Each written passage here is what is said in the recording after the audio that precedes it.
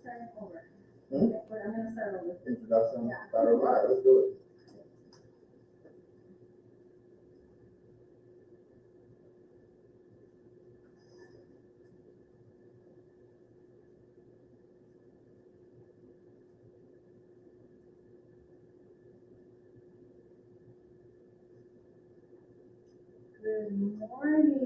Good morning, everyone.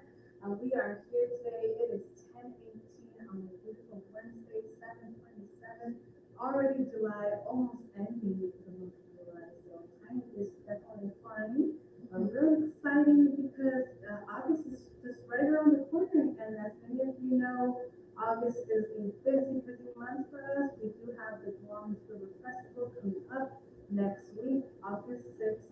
So make sure you put that on your calendar to come down to South Park from 12 to 5. There will be a lot of fun activities, a lot of folks, a lot of community performances, food. So you are more than welcome to join us and to invite friends. Today here in La Voz de la Justicia, we are finally back in the studio having a special guest with us, which is always really exciting for us to have and to learn more about different folks. Today with me we have a new fellow, a new RPC fellow here, Mama Lou, who has joined our Justicia family. So welcome to the show. Thank you. How are you doing today, Mama Lou? Doing pretty good. I'm really excited to be here for the first time. It's time to get to introduce myself and talk about all the exciting things that we're doing at the FCC, and how I'm also excited to actually interact with community members, get to know each other, introduce myself, and yeah. Great. Thank you so much for being here today. I know it's always a little more complicated coming into the studio rather than just calling in, but we always love to have people here and just, talking with them, getting to know you, especially as a new university member. We work with a community, as you've noticed, so we really know who you are and where you come from, right? We do have some couple questions that we have to test for you in advance, and we could go based off those. I also would like to learn a little more about you. If you have questions for me, we want to learn about myself, about the radio. Feel free to ask those questions. This is going to be posted on Facebook and YouTube. So for those of you that are listening and either get cut off or have to do something else, no worries. You have plenty of time to go back and learn more and listen to us later on. All right, let's get started. Mama, do you want to tell us a little bit about your background and journey as a community organizer? Yeah, thank you. Thank you so much, Maggie. My name is Mamadou. I am actually originally from the Gambia. I came here in 2016 in the US. But before I came here, I've been involved in community work, community engagement, community advocacy, capacity building. So I've done a lot of that back home. And when I came here, my goal is to continue working with the community. Because one thing that I'm so passionate about is working with the community and, getting, advocating and, seeing that problems that we have in our communities that I can play a part, I can play a role to solve those problems. So when I came here, I started volunteering with One America books, did a lot of exciting stuff there too, going out in Anderson and capacity building at Seattle Central College. We also had a group called Association. I was involved in that group with a lot of activities from cultural shows to capacity building, the network with other organizations like Somali Forum, good stuff. And yeah, I am. I actually am an RBC fellow. RBC means Good and Vibrant Community. We actually RBC focuses on capacity building, and we obviously have partner organizations that we work with. We actually happen to be one of those. So I placed with the FCC as an RBC fellow, and I am so excited and super pumped to actually work with the community, do on this community, and also like continue the work that I've been doing in the community. Awesome. It sounds like you have a lot of experience with community engagement. And the really cool thing about it is that many times people say to look for a home outside of home. So when you're traveling, when you're being placed in different areas, you kind of be in a place where you feel at home. And given what you have mentioned of having that history of engaging with communities and canvassing, always fighting for people's rights, you came to the ICC where, what we consider Mohammed Valley being one of those communities that are vulnerable with having so many environmental injustices in their backyards, in the river, in the air, and as you keep learning more, you'll find that these community members are the same as many different communities. So it's always exciting and nice to see the connection. All right, Mama, thank you for sharing with us a little bit about your journey with community engagement. Now, the second one I have here is tell us what exciting things you're currently working on at PRCC and what your future plans are.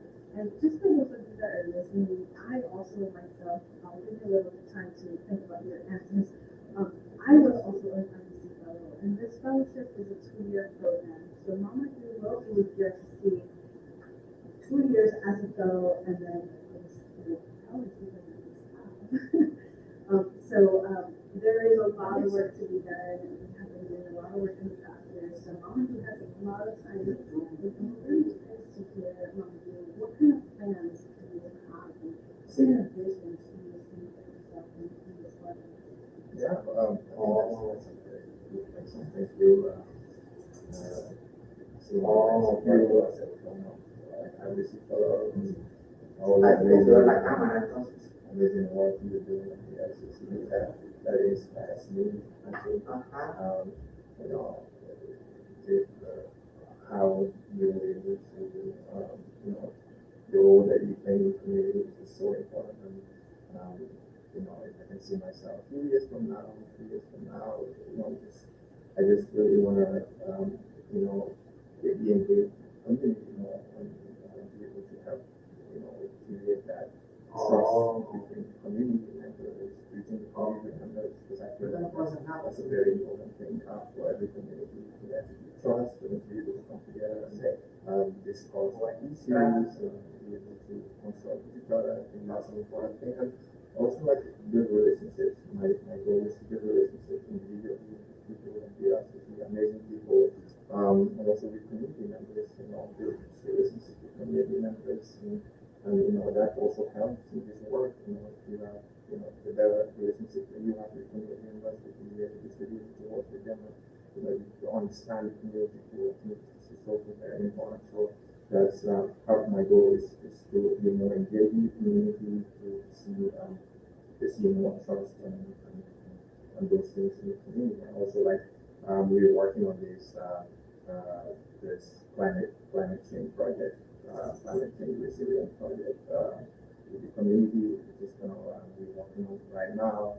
It's gonna be like 5 cohort members from the Duamis community. We are mostly focused on people of color, engineers, people in this project. So hopefully we're hoping that about in a few months' time we will start that capacity building process. We're doing that to build more capacity in the community by climate change, to raise more awareness, to prepare to build resilience and adaptation in the community. So that project actually focuses on that. And currently, I'm working on that project with Adrian. And as you mentioned, Duamis Festival is coming up. It's going to be on August 6th. I am super excited, and I hope everyone out there in the community is excited as well about this, because this is a very important event for the Duamis community. It's important because we all know how important the Duamis River is for the community. So all the progress that has been made in the past years to come together and be able to celebrate that, I think that is something that should make everyone excited and be able to like just celebrate those small victories. That I Definitely. think that's really important. So yeah, it's exciting. I mean, who doesn't like this? Yeah. Everybody, especially with this nice weather outside, all you want to do is be outside, be near a park, be near a water body, the river, and it's really nice. We will be having kayaks, so come on down on August 6th. One of the things to mention on this community, the way community thinks, the skills the community have. So everybody, a community changes over years and years. So even the Duwamish Valley, I grew in the Duwamish Valley my whole life, pretty much. So I've seen it grow. I've seen it change throughout these years. And you're coming in and, noticing these things, learning and engaging with them, you will hear a lot of stories, a lot of concerns, a lot of problems, some success stories. So definitely, it's a lot to take in, but I'm really excited that you are coming in with this mindset, ready to learn, ready to listen, ready to engage, and make a change in this community for the better. So we're excited to have you, and especially having that perspective of working with different communities. That's really exciting for us as well. Mamadou, do you want to talk a little bit about what are you most passionate about this work? Um, everything about this work, fascinated about everything. Lots of good answers. Yeah. If boss is listening, please Mama Yeah. do some rationing. Yeah, that's an awesome answer. I love it. Yeah, everything totally, just being able to, to be able to not just watch, observer, but to be an actor, in this solving the problem, like, not seeing yourself as part of it, not just a problem, but also a solution. And I think it takes, every member of the community to be able to solve these problems, and we have in our communities, even though most of these problems don't come from us, these problems come from, people outside, or these private industries, from government, and all these groups, as an organization, and as a community, it is our job to hold these people accountable, and to make sure that we bring in meaningful change in our community. So yeah, I'm so super pumped up and super passionate about everything that has to do with community engagement, and working with the community, and being able to help find solutions to the problems that we have in the community. It's so fulfilling to me, and yeah, always exciting. Yeah, it's always exciting to come to different communities, right? I think one of the exciting things when I first started was not just meeting people and learning about these problems, as you mentioned. It's hard for us as peers to say no or to stay back from things because everything we see, and once we start getting passionate about what we're doing, you just feel like you're obligated and you want to fix things right there, right that moment. And sometimes when we're advocating, there's those moments of like frustration, of anger, of like impatience, of where you have been going through the same situation over years, and different staffing, people have come, people have gone, and we're still at the same point, right? So for me, that's really frustrating, but having that patience, knowing that even though we're not changing the world in a week or a month, we're definitely doing a little bit at a time and getting things done. I think, the Dwarf Study is a good example of that. We definitely have moved and done so much work here. The roof is still not clean, unfortunately, right? But people are aware of what's going on. People know not to consume from this river, compared to back in the years, right, where people were consuming, getting sick, and we're definitely doing a lot of progress, especially with the youth programming as well, having children involved, and doing all these different things and programming, the parent program, getting the tours, and all these kind of engagement stuff, they eventually are getting the word out there, and this is one of the reasons why we changed our name at the beginning, to just not river community, river cleanup coalition, but river community coalition. We are an organization that is so involved with the community that we are not just talking about environmental justice, right? We're talking about food, we're talking about food security, housing, we're talking about childcare, youth programming, like what else can we do? And that's what it excites me, honestly, when new staff come in, because we all notice different things. So, for example, myself, living in this community for so long, more than 20 years, sometimes I don't see issues anymore. Like, everything seems okay, right? But when someone new comes into perspective, they're like, wow, this is horrible, or this is awesome, right? So you come from these kind of sides of things, and that's what you love, you come in and you're like, wow, this woman really doesn't have buses to get down there. Oh, okay, yeah, like now we notice that too, right? So that's one of the things we like to hear about folks. And having so many people coming into South Carolina, so many new families and so many new folks, and that's something we want to talk to them about. Like, what do you notice? What did you have in your past community that you want to back here, right? So all these kind of things that are really important for us. Yeah. Yeah, just to add a bit on that, I think one of the most what you did like what I like about the RCC is we work with this community is that playing that religion or that leading man role just to get these problems that happen in the community just to create our own thing, the community and the people that are responsible for those problems.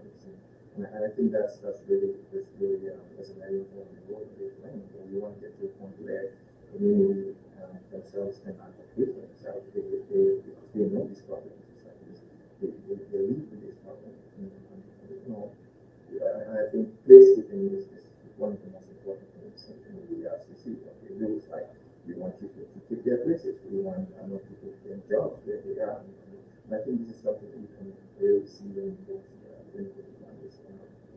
understand it, even at the RCC, where you start living in the community, the problems. And the proximity, I feel like proximity to the problem, that's what matters. Like, the closer you are to the problem, the easier it is to relate to that problem and it becomes personal. Yeah, I think that happens a lot, eventually when you have personal connections and family, or like, for example, you're considered part of the community now because you work in the home side, right? So these things affect you. We walk all the time in Dormant Valley, we work there, so the air we're breathing is affecting the company. So this is something that you very deeply personally yourself, and as mentioned, they become liaison for and so there is resort to other kids. Obviously kids take different processes of understanding of things and different sorts of materials, so we could potentially do like a science field day, we could have, animals, having food, really simple concepts for them, while for another example, when we work with adults, it's more of food, more articles and stuff like that, right? But there's community members that we have to recognize are coming from different languages, come from different communities. Sometimes we all have different writing styles, so we try to create different materials. And again, when it comes to technical stuff, it's always good. Sometimes people think that if you have a title with a specialist or coordinator, or you're something that's special, you graduated from college, right, that you have more advanced academics. But we have to recognize that not everybody is that way, right? We have to recognize that not everybody has had the privilege to go to a school, to an institute, and become more aware of this type of reading, this type of text. So when we work with, for example, EPA and ecology, all these government agencies, we get all this information, and what we do as an organization is we break it down. And sometimes it becomes hard for us because we don't know how to break it down, or either we have to talk to new folks, and it goes through different pair of eyes before it gets to community. And the awesome part about it, when you just start, and I say this to myself, when I just started, I knew nothing about the super happy, right? I have no background in environmental justice. I'm not a scientist. sciences.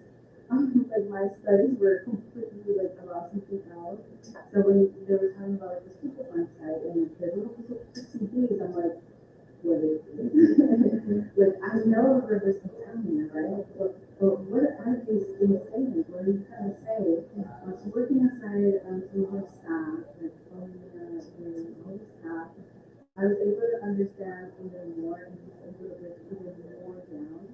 So we created materials. So you probably haven't seen it, but we have a big ladder having like bullet points, really simple to understand.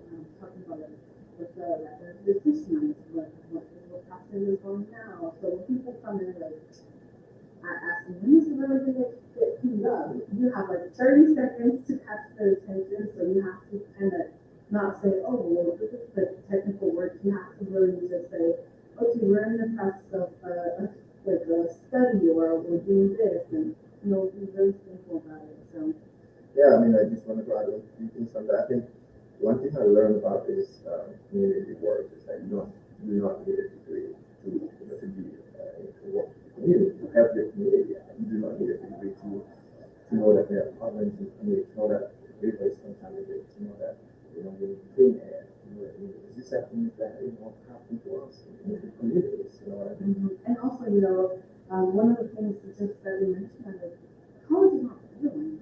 Going to school is not for everyone. So we do work with a lot of youth, and one of the things we like to emphasize is that, there's different options. There's technical schools, there's trades, there's, you can go through different programming, you can learn based off experience. So we're just trying to engage them with more things. Many times where you're in high school, people ask you, what do you want to do when you grow up? Or even before high school, right? And a lot of times you hear, oh, I want to be a doctor, I want to be a nurse, I want to be a fireman, the most common things. And this happens a lot with first generation students, right? Where they don't really know their options or are too scared, it's too expensive for them to go to school. And I actually just had a conversation with a relative of mine that was asking about FAFSA, and she was just really confused about it. And she's like, I actually think I don't want to go to school anymore because it's so expensive. Like, where am I going to get all this money from? But just breaking down like step by step and like what loans are, what FAFSA is, what DACA is, and just explaining how to get the funding, where they can look for scholarships, or explaining how taking a break, taking a gap year, all of these things we need, just so like we could get a better pathway for our students. But yeah, that's really important. I think for myself, if I knew that, I probably would not have gone through so much of the hassle when I was younger. All right. A few years from now, I think the question here, we might have answered this already. What are some of the things you can always look back at as an indicator of the impact you have living on this community?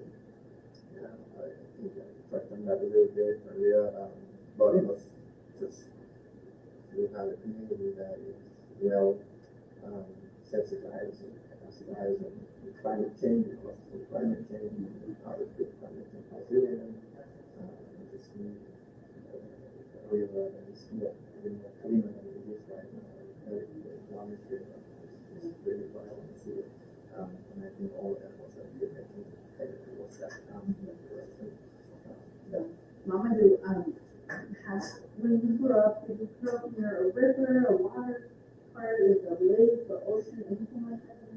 Yeah, I mean, if you look up my country, the Gambia, that country is river. It takes the shape of the river. Wow. So river runs through the country from the start to the So end. you have a personal connection Yes. to rivers, right? So imagine like for yourself growing up next to a river. What did you notice coming over to? Because first, not to expose where you live, but you live near a city, right? City where you don't have a river in the backyard. How different was it moving from where you live near a river to somewhere where you kind of separated and have to make your own steps to a river? Yeah, I mean, it's always always felt that connection that I always have with river. Partly because like I always see river from home. I get to see it in my backyard. You know, Well, is there fish in the?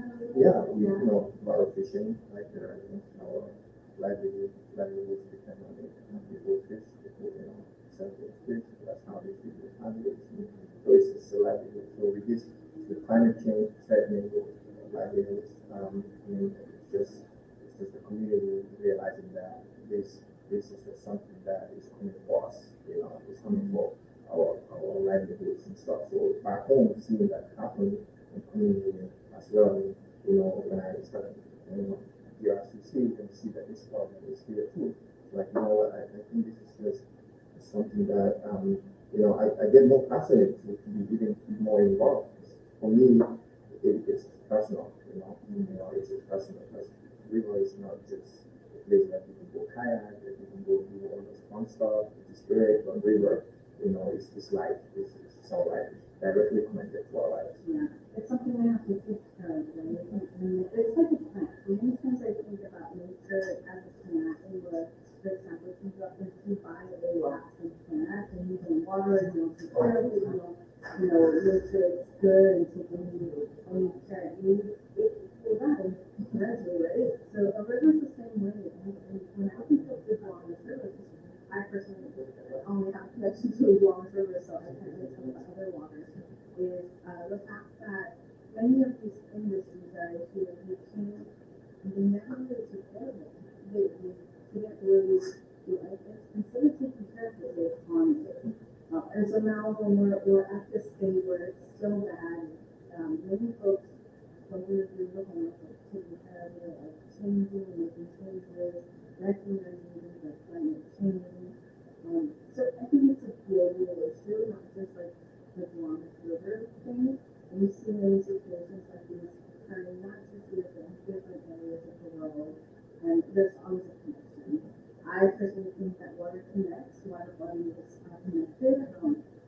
It's like talking about one side we can talk about salmon, we're like talking about whales and other like species in the water. So they're all connected to each other.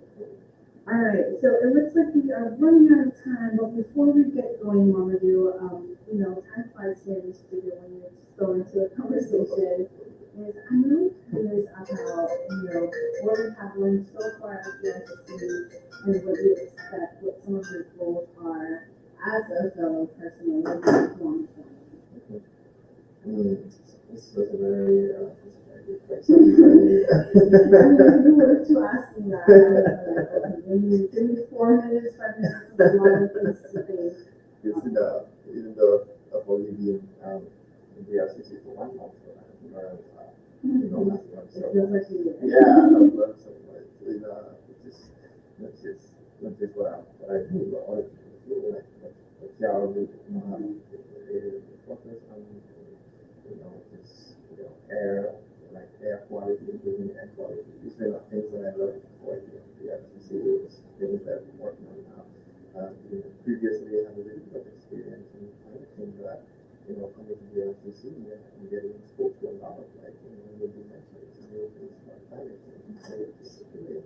And, one thing I'm also learning is, learning how to work with people, with you guys for 1 month. And it takes time, to get to, understand how, people work and how you work around that work culture, because everywhere have their own, like, work culture. So that's something that I'm still learning, and I've been learning some things, I'm excited to learn more. It's like a journey for me, and enjoying every step of the way. Yeah, so for those of you that are hearing, and probably some of you might be seeing this recorded afterwards, if you have any questions, if you want to meet Mamadou, join us through Honest Brewer Festival, August 6th. Mamadou will be there present with us, so you're going to come say welcome or say hi, or just learn more about Mamadou. Feel free to join us then.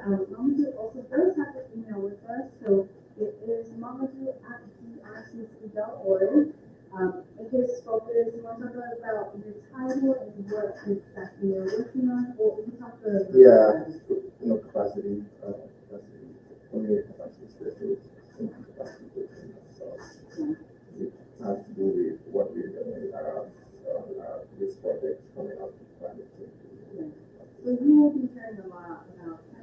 Justice work at Mount Juliet Social Children. So you will probably see them out in the community engagement.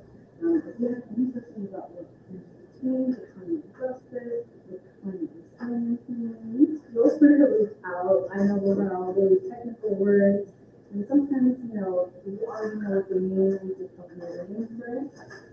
But other than that, Manu, thank you so much for joining us today. Thank you for bringing me here. I know we had some difficulties at the beginning with technology, but it happens all the time, I have to push through it. We hope you come back and we hope Hopefully, to hear more about what you're definitely, working on. really excited to come back here again and, talk more. But, Yeah, and one thing I want to share really quick with folks that are still here with us is one of our flyers for the Swanson Festival, which is Friday on the 20th. So this is our flyer, the Dormitory Festival, August 6th. Please join us 12 to 5. It is at the Dormitory River People's Park and Shoreline Habitat, which is right behind, right next to the Dormitory River, and right to South Pittsburgh. We will be posting a lot of events and flyers around, so you won't get lost. We will also have shuttles going and coming from a couple parking lots, one being the Boeing parking lot right next to Seymour.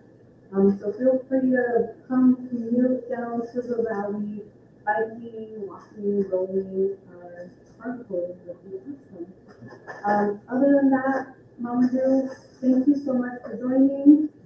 We hope to see you soon again, and thank you. good afternoon. Yeah, you too. Thank you, everyone. Nice. Yes.